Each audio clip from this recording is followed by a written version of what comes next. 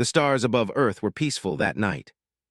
Ships drifted quietly in orbit, and cities glowed like constellations scattered across the dark side of the planet. For the first time in decades, humanity had known calm. No wars, no famine, no fear. The dream of a united world had finally been reached.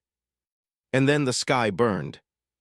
They came without warning, silver spears tearing through the atmosphere, lighting up the night over the Pacific. At first, people thought it was another meteor storm, until the clouds caught fire, until the oceans boiled, until the first orbital station went silent. The Vracal Empire had arrived. To them, Earth was a backwater world, barely stepping into the stars, easy prey. Their high command called it a pacification campaign.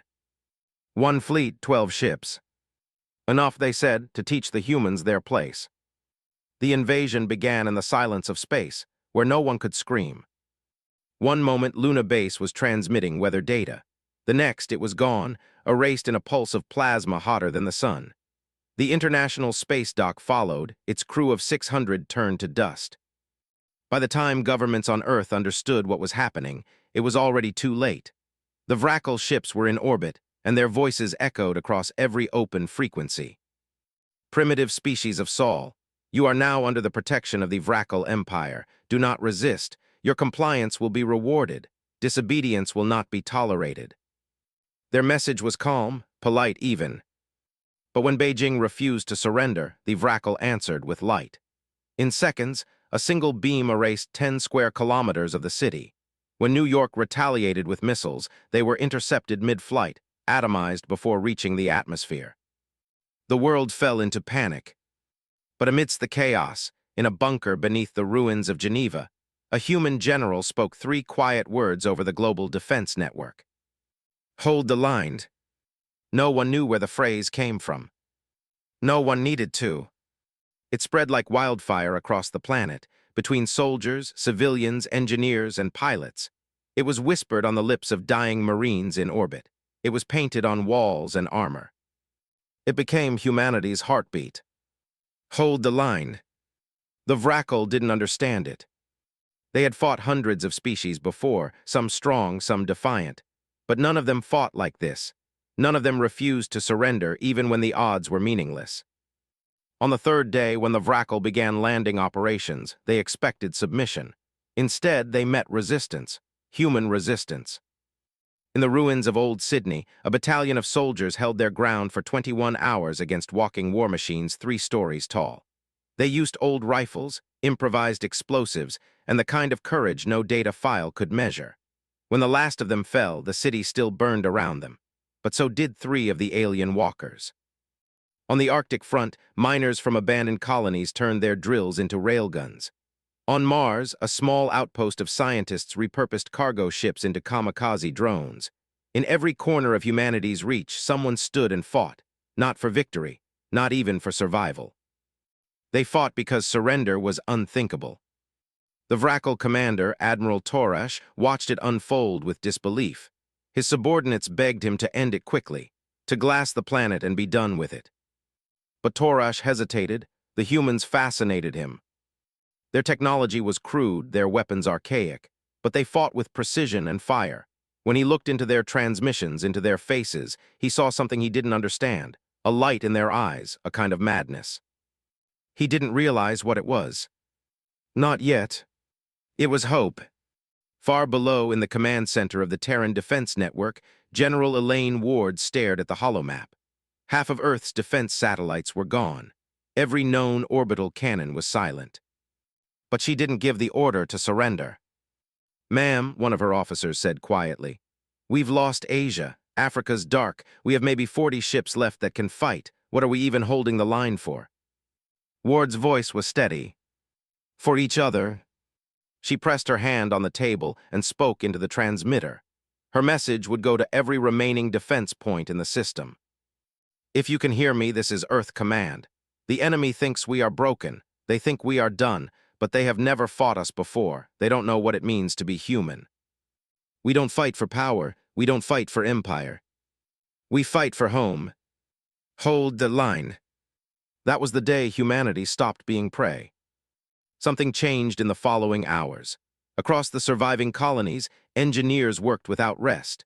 They rewired weapons, refitted transports, and turned every satellite into a makeshift defense drone. AI networks that once ran weather control were reprogrammed for combat targeting. The humans didn't have enough ships or enough time, but they had will, and that was enough to scare even the stars. On the edge of the system, a small fleet, 6 old warships, gathered under the command of Captain Aaron Locke. Their hulls were scorched, their engines unreliable. Against them waited the Vrackle fleet, polished, perfect, untouchable.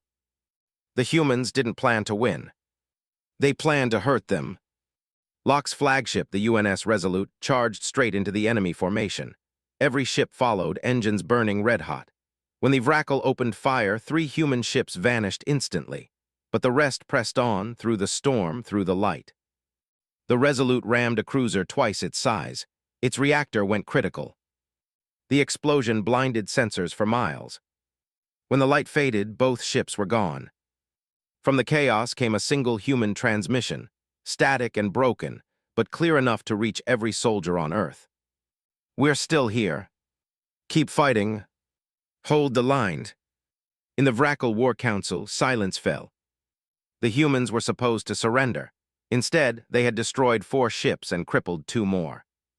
Admiral Torash stood before the stars and felt something new creeping up his spine, something he had never felt in centuries of conquest. It was fear. He looked again at the small blue planet below, burning yet unbroken. The humans were not advanced, they were not powerful, they were desperate. And desperation, he realized, was the most dangerous weapon in the galaxy. The Vrackle sent one final ultimatum to Earth Command. Surrender, and they would stop the bombing. Humanity's answer was short and simple. Come and take it. That was the spark, the moment the galaxy would later remember as the beginning of the Sol Wars. No one told the Vrackle what humans could do. No one warned them that when pushed to the edge, humans didn't break, they evolved. And as the fires of Earth rose to meet the stars, one thing became certain. Humanity was not done yet. The 3rd week after the invasion, Earth burned in silence. Cities were ash and smoke, oceans turned black with wreckage. Yet above the planet, somewhere in the dark between the stars, a spark remained alive. The Vrackle fleet held orbit, watching, waiting for surrender. But it never came. Admiral Torash stood on the bridge of his flagship, the Vrackle Dominant, staring down at the wounded planet. Reports came in one after another: scattered resistance, human sabotage, missing patrols. He dismissed them all, primitive uprisings, nothing more. But then came the whisper that changed everything. A human warship had entered subspace. Torash almost laughed. Humans had no slip drive capability. Their ships barely reached Mars before overheating. Yet sensors didn't lie, something had just emerged from folded space near Neptune's orbit. A single contact, small, slow, alone. He ordered an interception.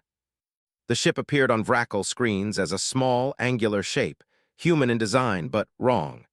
It carried the markings of the United Nations fleet, but it didn't match any known model. It drifted silently, dark and cold, as if it were dead. "Identify yourself," the Vrackle hailed. No reply. "This is restricted space. Power down and prepare for boarding." Still nothing. Then, without warning, the human ship's lights flickered on, rows of glowing white eyes in the dark. And for a brief moment, the name on its hull came into view. UNS Vigilant Dawn. The Vigilant Dawn was a miracle of desperation. It wasn't built in a shipyard. It was assembled in orbit from the bones of old stations and forgotten transports. Every part of it screamed defiance.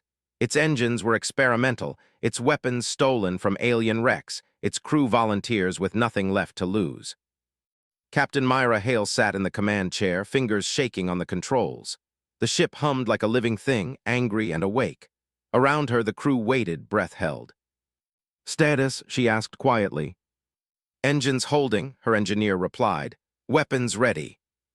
Myra looked at the hollow of the enemy fleet closing in, a dozen cruisers, polished and perfect. She thought of Earth below, burning, of the screams that filled the comms when Luna fell. And then she said, "Fire." The first shot wasn't plasma. It wasn't even energy. It was a tungsten rod, 3 meters long, accelerated by magnetic rails to near light speed. Primitive, simple, terrifying. The Vrackle never saw it coming.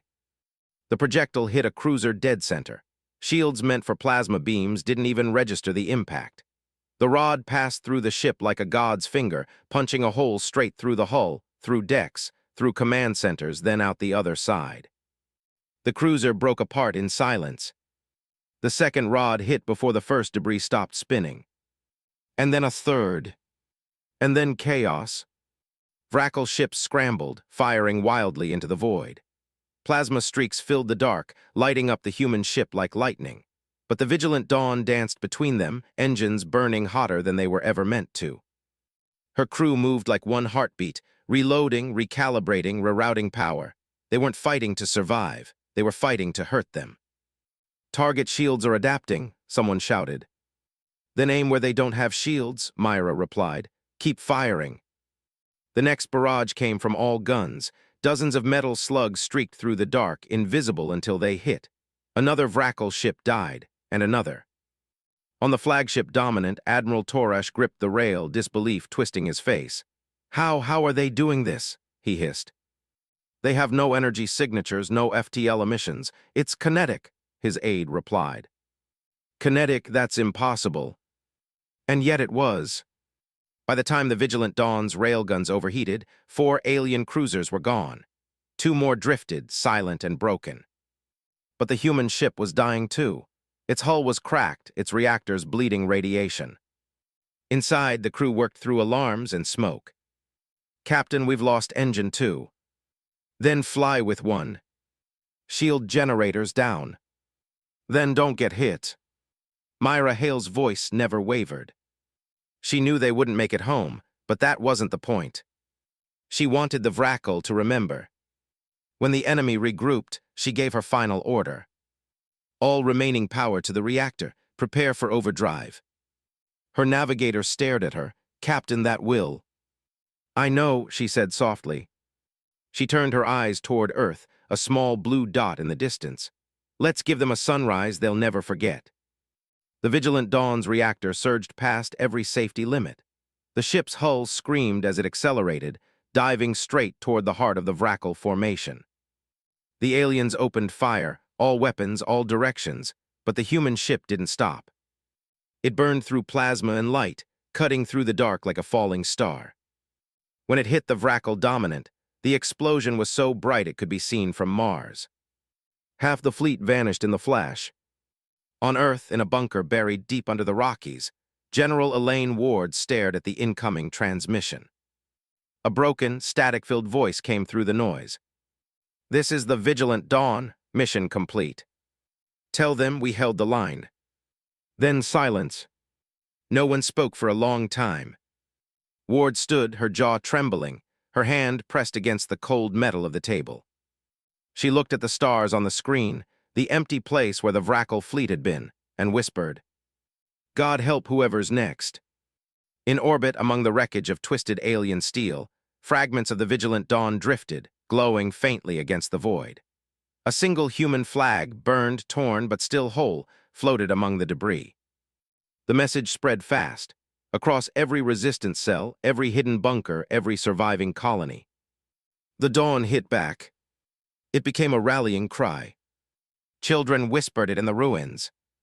Soldiers painted it on their armor. Engineers carved it into metal walls.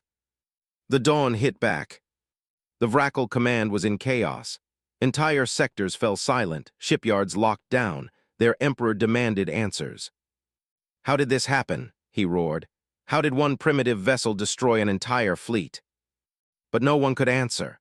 Their sensors had recorded everything: the human ship, the impact, the reactor detonation. Yet none of their logic explained how a species barely capable of interplanetary travel could pull this off. The data was clear. The humans had somehow built a slip-capable warship in under a year, using salvaged alien tech and impossible engineering. It defied every law they knew. And worse, every surviving officer from the battle reported the same thing.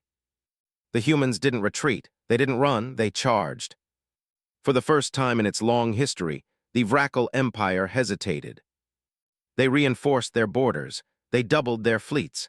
They sent spies into human space to learn what had gone wrong. But by the time they acted, it was already too late. Humanity was no longer rebuilding. They were preparing.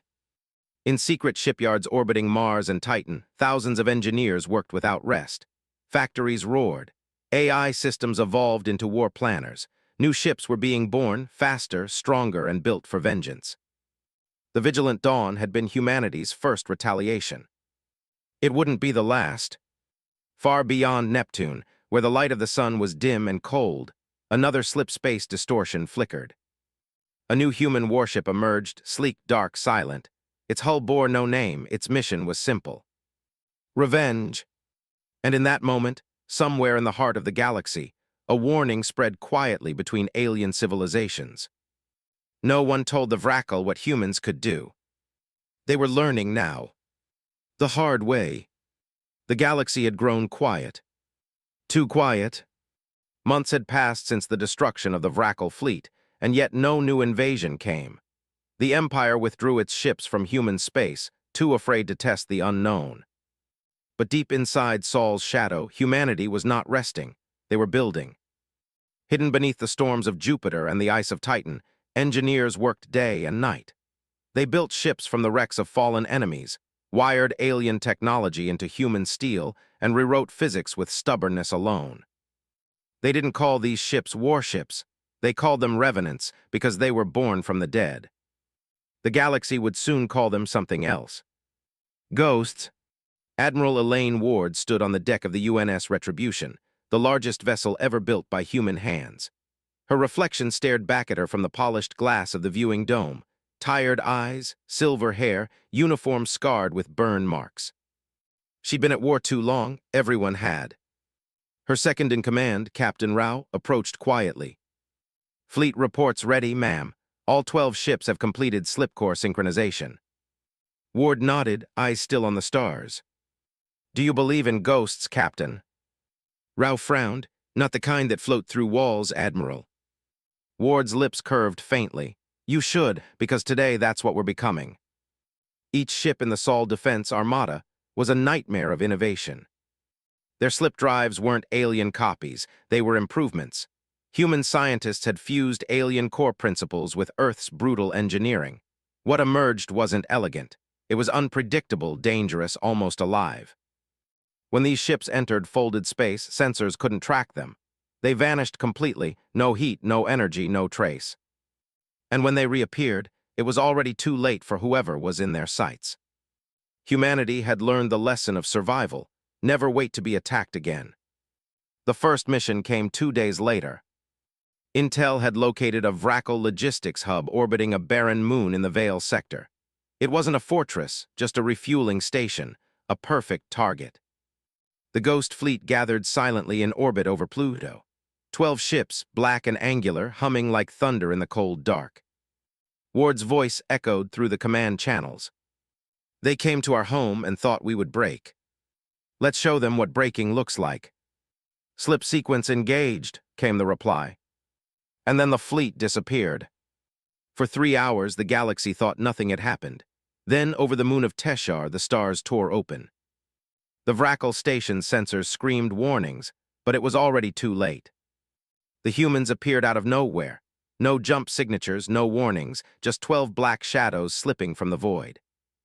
The first volley wasn't light, it was metal. Dozens of tungsten rods, rail-accelerated and invisible until impact, ripped through the station's core. Explosions flared like a sunrise. Fuel lines ignited. In seconds, the entire structure fell apart. The Vrackle ships in orbit tried to respond, but their targeting systems couldn't lock on. Every time they fired, the humans were gone again, slipping in and out of folded space like phantoms.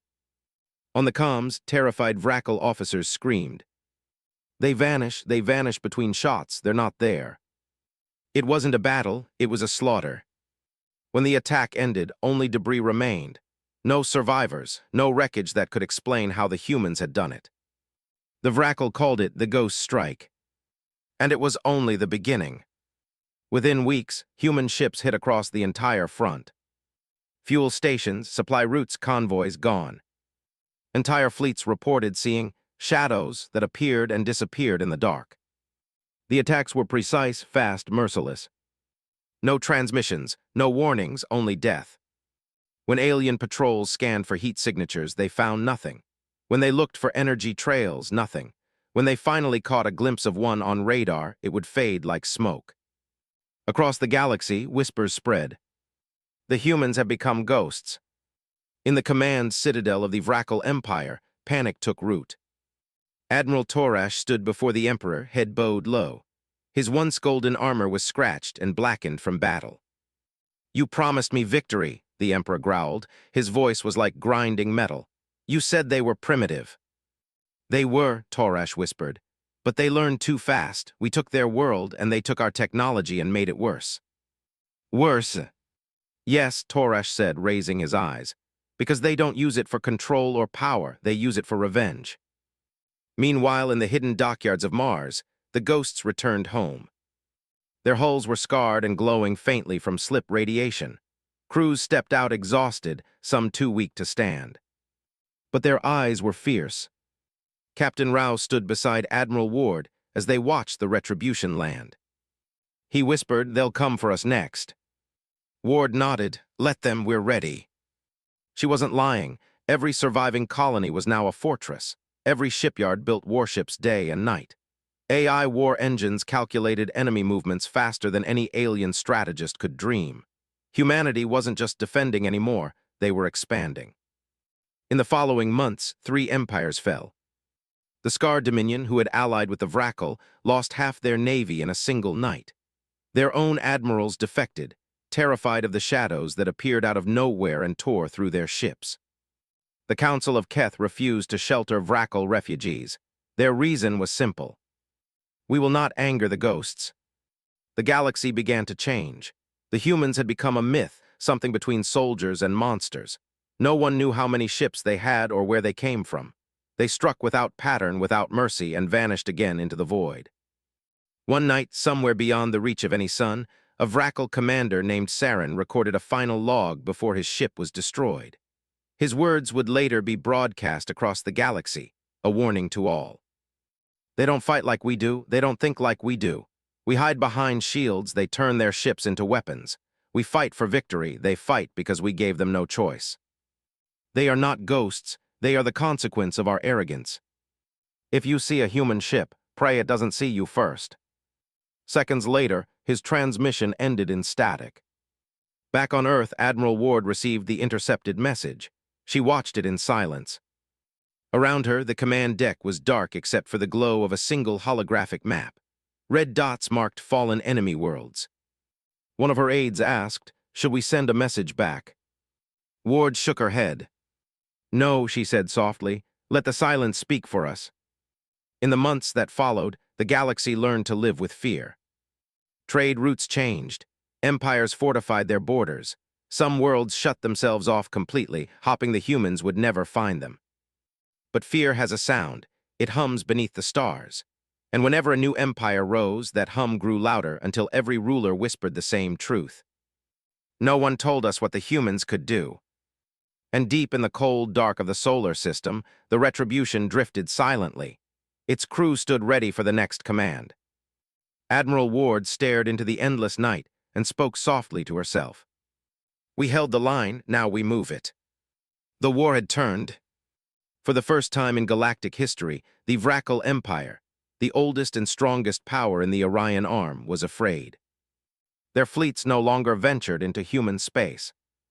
Their convoys traveled in silence, lights dimmed, terrified of being seen. Their generals whispered about the ghost ships, the human war machines that appeared from nowhere and left nothing but ashes.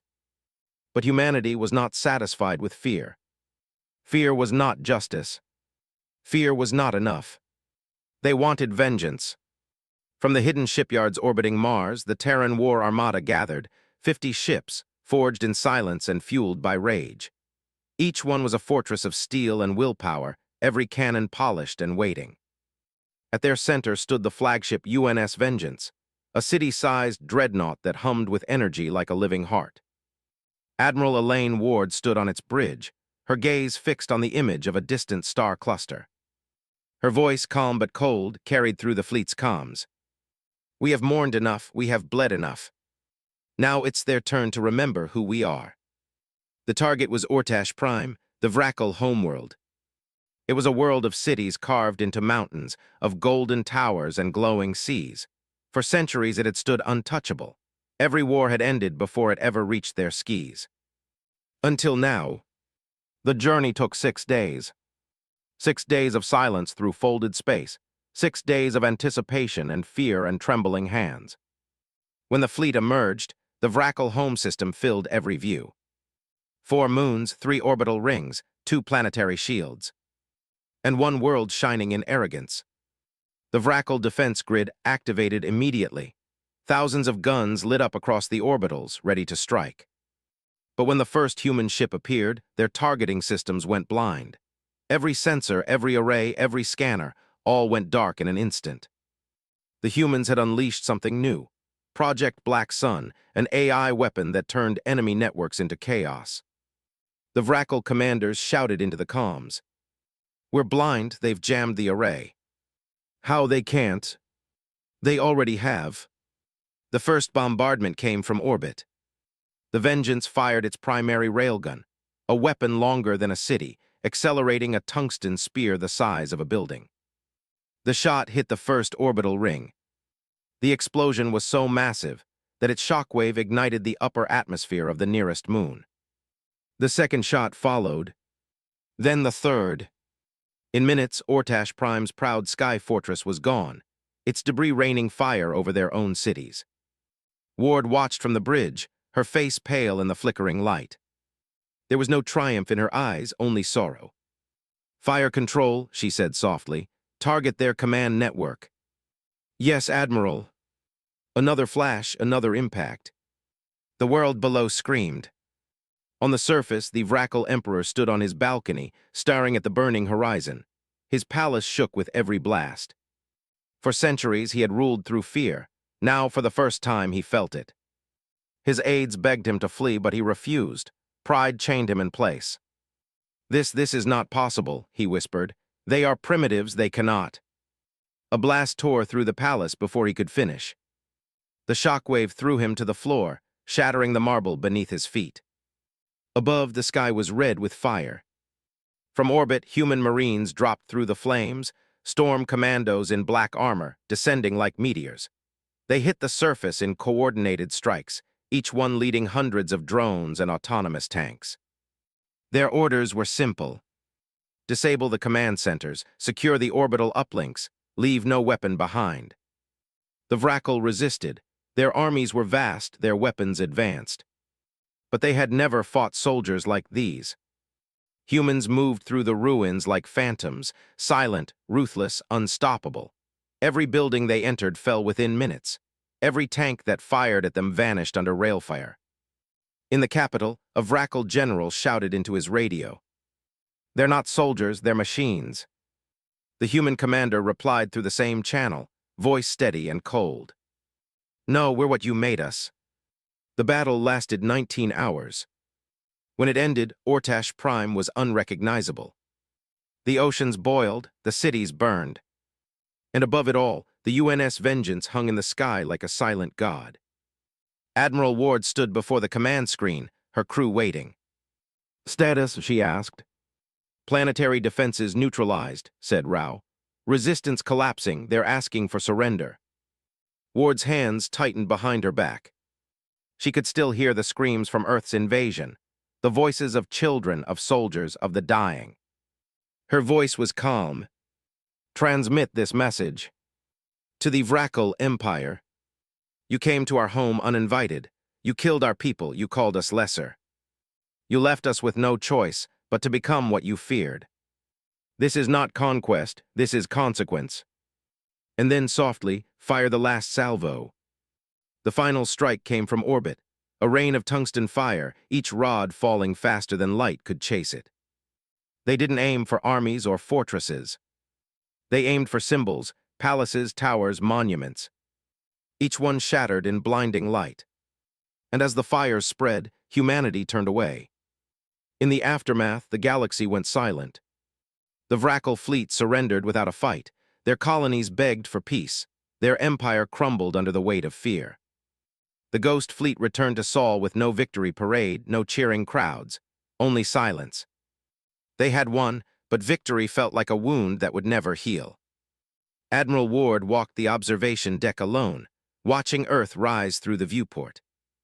Her reflection looked older than she remembered. Captain Rao approached her quietly. "It's over," he said. Ward shook her head. "It's never over. They'll remember what we did today, and so will we." Rao was silent for a moment, then he asked, was it worth it? Ward didn't answer, she just whispered, "They'll never touch our home again." And somewhere far across the stars, the echoes of the fallen whispered back. No one told them what humans could do. The fires of Ortash Prime burned for 9 days. When the last flame died, the Vrackle Empire was gone. Their fleets were shattered, their cities turned to dust. What remained of their people hid in the ruins, whispering the same name over and over. Humans. Across the galaxy, silence fell. Empires that once called themselves mighty now watched the stars in fear. Trade halted, armies stood still. The old order had ended. A new power had risen from the ashes. And its flag bore the mark of Earth. On the deck of the UNS Vengeance, Admiral Elaine Ward stood before the great viewport, staring down at the burned world below. The battle was won, but the victory was heavy in her heart. Her reflection looked hollow, her eyes rimmed with exhaustion. Around her, the bridge was quiet. Only the hum of engines filled the air. Captain Rao entered quietly, holding a datapad. "Transmission from the Galactic Council," he said. "They want to negotiate." Ward didn't turn. Negotiate what? Peace or surrender, they're not sure which it should be. Ward closed her eyes for a moment. She'd been waiting for this, for the galaxy to finally understand. "Prepare the transmission," she said softly. "Let's see what fear looks like when it tries to speak." The Galactic Council gathered 3 days later on the neutral world of Valor. It was a planet of glass cities and silver towers, where for centuries peace had been discussed among the stars.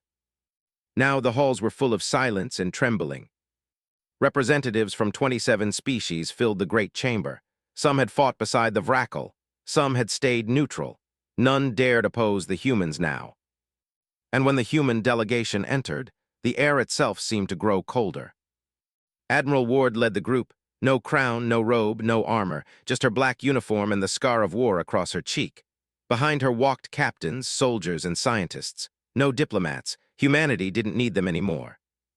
The Vrackle representative, a thin, broken figure wrapped in bandages, rose to speak first. His voice trembled. "You destroyed our world. You ended our fleets. Was this justice or vengeance?" Ward looked at him for a long moment, then said, "Both." The council fell silent. Every eye turned to her. Ward stepped forward, her voice steady, her words sharp as glass. "When you came to our home, you called us primitive. You burned our cities and called it mercy. You said we were beneath you. But we learned. We built. We survived. And now you understand what that means." A representative from the Keth Alliance rose nervously. "Human Admiral, the galaxy seeks peace. We must rebuild together. Surely you." Ward interrupted him. "Peace?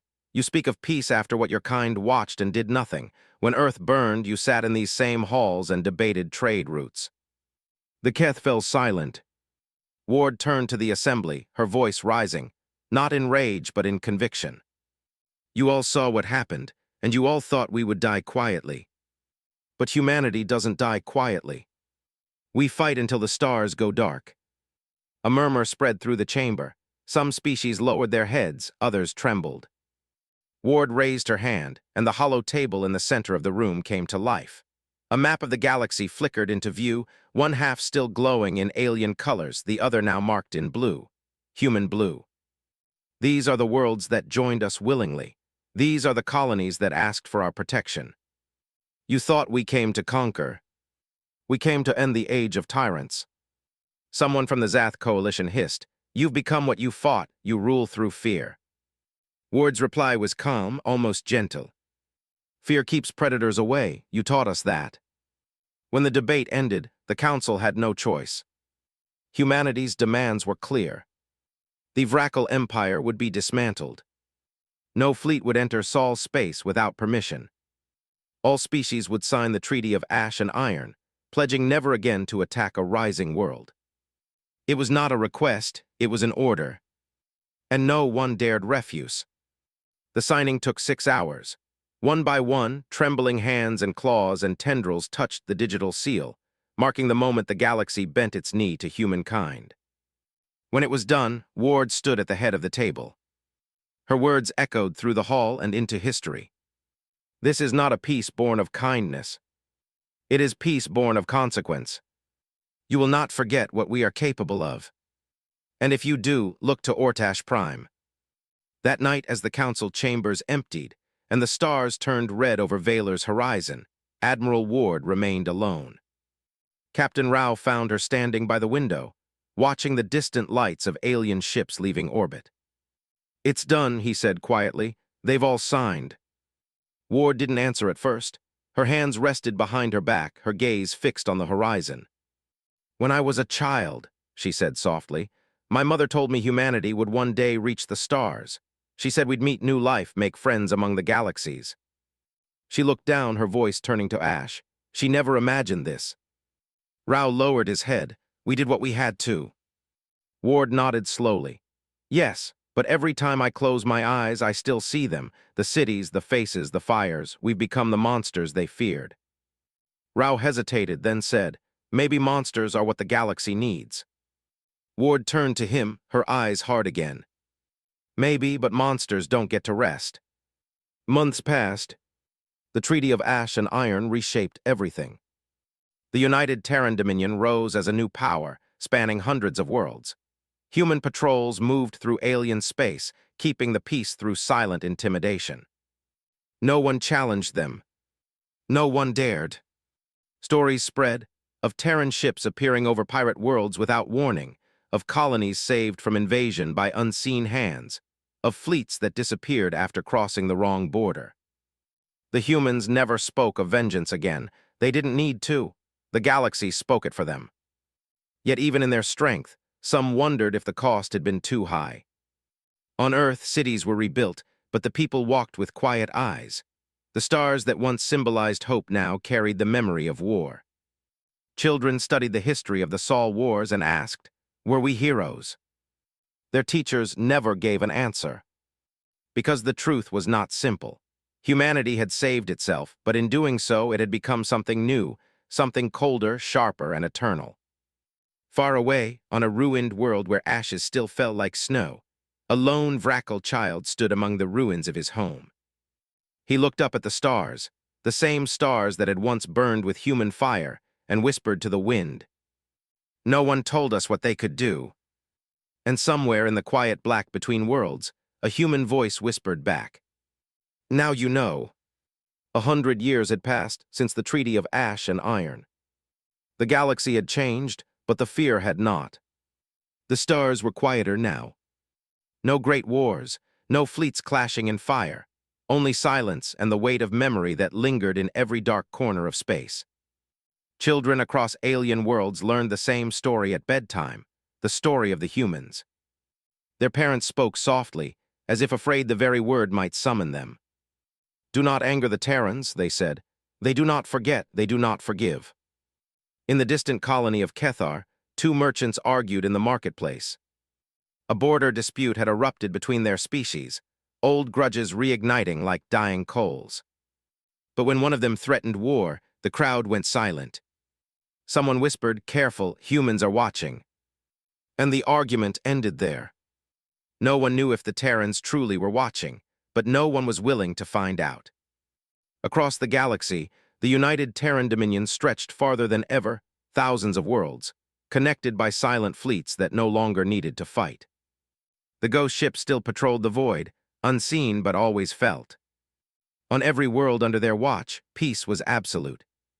Trade thrived, crime vanished. And yet there was no joy in this peace, only tension, the kind that came from holding one's breath too long. The galaxy had not been conquered by humanity's armies. It had been conquered by their memory. On Earth, time had softened the scars, but not the truth. Cities glittered again, oceans sparkled blue, and the air was filled with the hum of quiet machines. Yet beneath the peace, humanity had changed. Children grew up hearing stories of the wars that shaped their world. The invasion, the vengeance, the burning of Ortash Prime. But to them it was ancient history, almost myth. They didn't see the fear that still shadowed the stars. Admiral Wood was long gone. But her image remained in every academy, her words etched into every wall. Peace is not given, it is taken, and it must be protected by those strong enough to bear its cost. In the capital of the Dominion, a city built in orbit above Jupiter, the new leader of the Terran fleet, Admiral Cale Marin, stood before a vast holomap of the galaxy. A young officer approached him nervously. "Sir," she said, "we've received a report from the Outer Rim colonies. A mining convoy went missing near the Zath frontier. Locals believe it might be the humans." Cale turned slowly, his dark eyes sharp. "We are the humans, Lieutenant." "I mean someone claiming to be one of us, sir. Unregistered ships. They took the cargo, then disappeared into folded space." Cale frowned, a ghost of a ghost. He looked back at the stars and sighed. "Find them. Even our own kind must remember who we are." For all their power, humanity was beginning to fracture. The peace that had lasted for generations was starting to crack under the weight of silence. Some humans believed they had gone too far, that the Dominion ruled through fear, not justice. They wanted to end the isolation, to open their borders, to make peace in truth, not in terror. Others believed the galaxy still needed to remember who had saved it. They whispered, if they ever forget, they'll try again. And so the fleets remained, silent and watching, a reminder that strength was never optional. On a distant world called Arelos, an alien scholar named Vizhan stood before a classroom of younglings. He spoke in a soft, trembling voice. "Long ago," he began, "there was a species called humanity. They were not like us. They were born from struggle, shaped by storms and pain. When the great empires tried to destroy them, they answered with fire. And when they were victorious, they demanded peace." One child raised her hand. "Teacher, why did they stop fighting after they won?" Vizhan smiled sadly, because they didn't want to become what they fought. Another child frowned, but everyone says they did become monsters. The old scholar sighed, his eyes far away. Maybe, or maybe they just learned that monsters are what the galaxy fears most and what it respects most. Outside, in the red sky of Arelos, a black shadow passed, long and sleek, moving without sound. The children gasped and pressed against the glass. Vizhan lowered his head. "Don't stare," he whispered. "Just pray they keep flying." Even now, centuries later, the Terran fleets were everywhere and nowhere. They did not conquer worlds anymore. They didn't have to. Every empire paid tribute to the Dominion. Every council sought its approval. And those who defied them were erased so cleanly that sometimes not even ruins remained. But deep inside the Terran command, there were doubts. Admiral Cale Marin often sat alone in his quarters, looking out into the void. He thought of Ward's legacy, of the world she had built and the cost it demanded. Was this peace, or just fear stretched across 1,000 suns? He didn't know anymore. One night, Cale received a transmission from an unknown source. No signal ID, no encryption pattern, just static and a voice. A human voice. "Do you remember why we fought, Admiral?" Cale froze. The voice was old, rough, full of echoes. "We fought because they took everything. We swore we'd never let it happen again. But look around you. Look what we've become." Then the signal cut off. Cale stood for a long time in silence. Was it a ghost, a rebel, a lie? It didn't matter. The message was true. Humanity had survived. But it had lost something along the way. On the world once called Ortash Prime, now renamed Ward's Rest, the burned soil had begun to bloom again. A monument stood at the heart of its capital, a single pillar of black stone, carved with words in both human and Vrackle script. "We do not forgive. We do not forget. But we do remember." Pilgrims came from every race to see it. Some bowed, some wept, some simply stared in silence. And at night, when the twin moons rose over the quiet fields, people swore they could see lights in the sky, faint, distant, moving slowly through the dark. human ships watching still. Generations later, the galaxy would call this age the Long Silence. An era without wars, without rebellion, without hope or chaos. It was peace built on the memory of fire. And though no human voice had shouted in anger for a century, the stars themselves seemed to whisper one message to all who listened closely enough. Do not wake the Earthborn. Because somewhere, hidden behind the veil of folded space, the fleets of humanity still waited, silent, patient, eternal. The galaxy had learned to live beneath their shadow. And that shadow had a name that no one dared speak aloud. Humanity.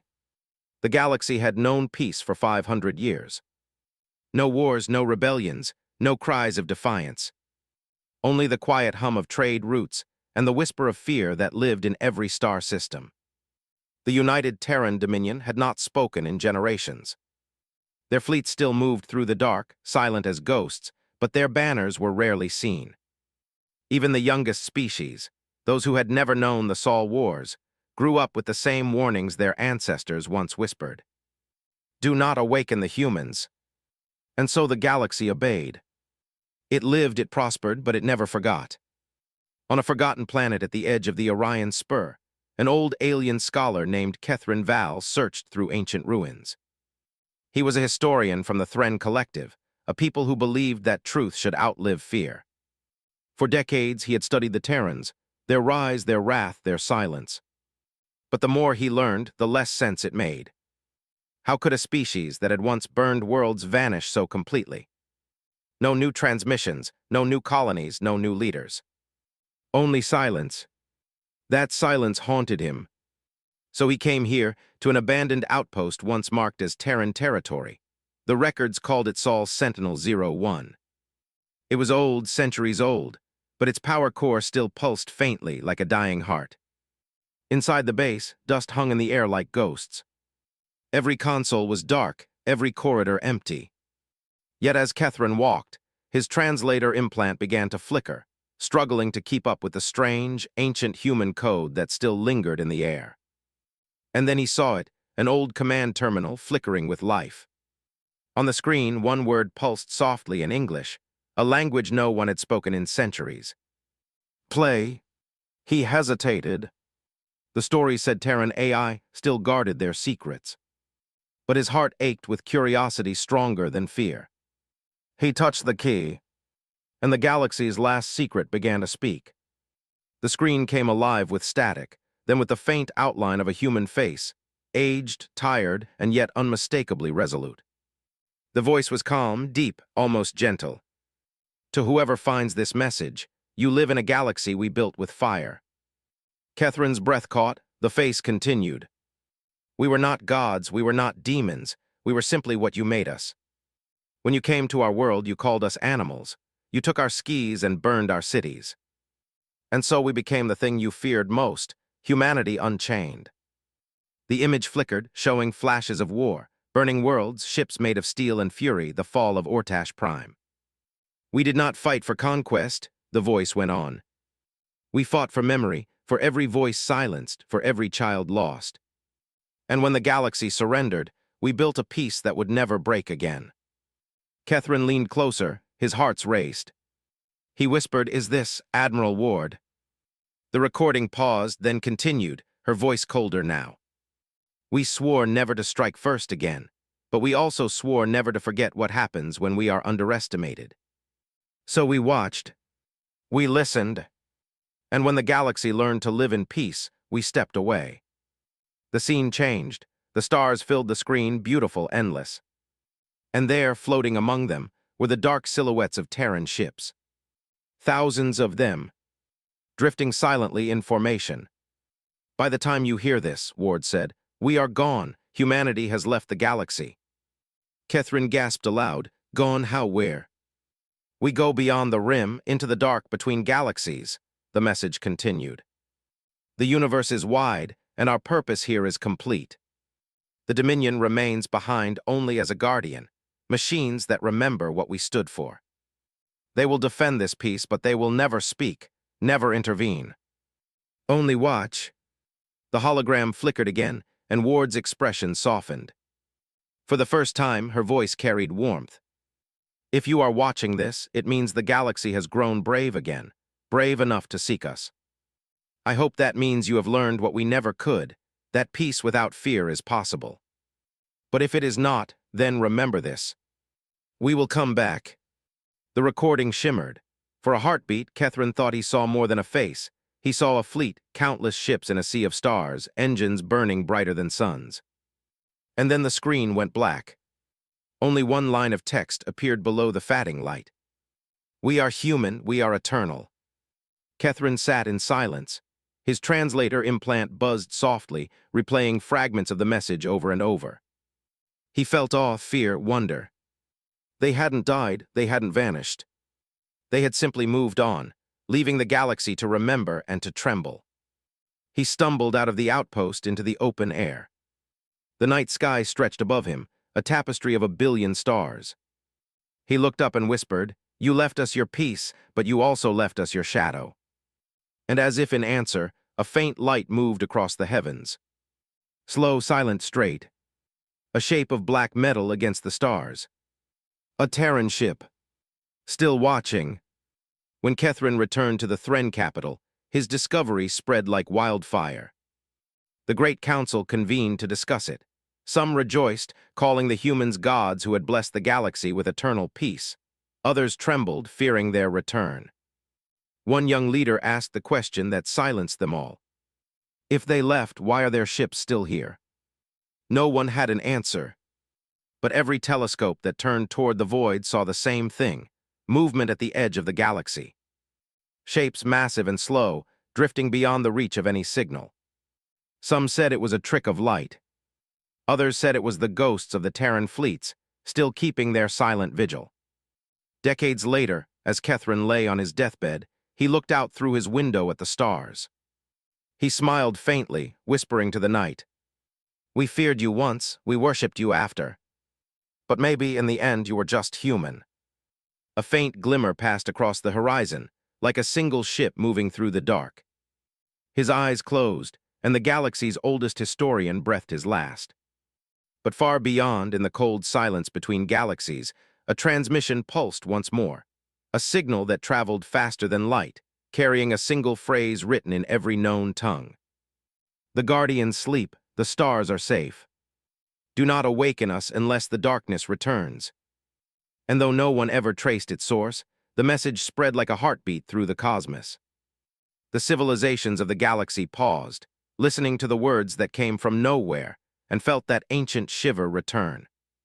Because they all knew who it was. The first, the last. The ones who had fought gods and become them. The humans. Epilogue. 1,000 years later, explorers from a young species named Lyran reached the edge of the galactic rim. There, beyond the last cluster of stars, they found it, a vast armada of silent ships floating like statues in the dark. Their hulls bore no markings but one, carved in every language ever spoken. "We came in peace. You brought us war. We answered." And as the explorers turned their ships around and fled back toward home, one of them whispered into the dark. "No one told them what humans could do.